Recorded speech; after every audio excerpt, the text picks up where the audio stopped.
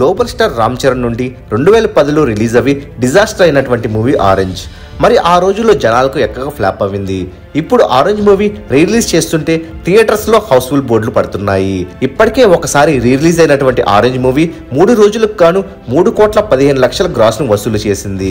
మరి ఈ రోజు వ్యాలంటైన్స్ డే సందర్భంగా ఈ మూవీని రెండవసారి రిలీజ్ చేయగా థియేటర్స్ లో సెలబ్రేషన్స్ మామూలుగా లేవు. మరి ఆరెంజ్ మూవీ ఇప్పుడు బుక్ మై షోలో సెన్సేషన్ ని సృష్టిస్తుంది. ఇప్పటికే 50,000 టికెట్లు సేల్ చేసి మరోసారి ఆరెంజ్ రిలీజ్ బ్లాక్ బస్టర్ కొట్టింది. ఇంకా చెప్పాలంటే తెలుగులో ఈ రోజు రిలీజ్ అయినటువంటి న్యూ మూవీస్ కన్నా ఆరెంజ్ నే ఎక్కువ కలెక్షన్ రాబడుతుందంటే ఆరెంజ్ కల్ట్ క్లాసిక్ బొమ్మ అని అర్థమవుతుంది. ఇక ప్రతి ఇయర్ వ్యాలంటైన్స్ డే కి ఈ మూవీని ప్లాన్ చేసే అవకాశాలు ఉన్నాయి. మరి మీరు ఆరెంజ్ రీ రిలీజ్ కి వెళ్ళారా లేదో కామెంట్ రూపంలో తెలియచేయండి.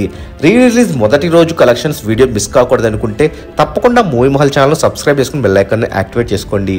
ఈ వీడియో మీకు నచ్చినట్లయితే లైక్ షేర్ కామెంట్ చేసి మూవీ మహల్ ఛానల్ సపోర్ట్ చేయండి.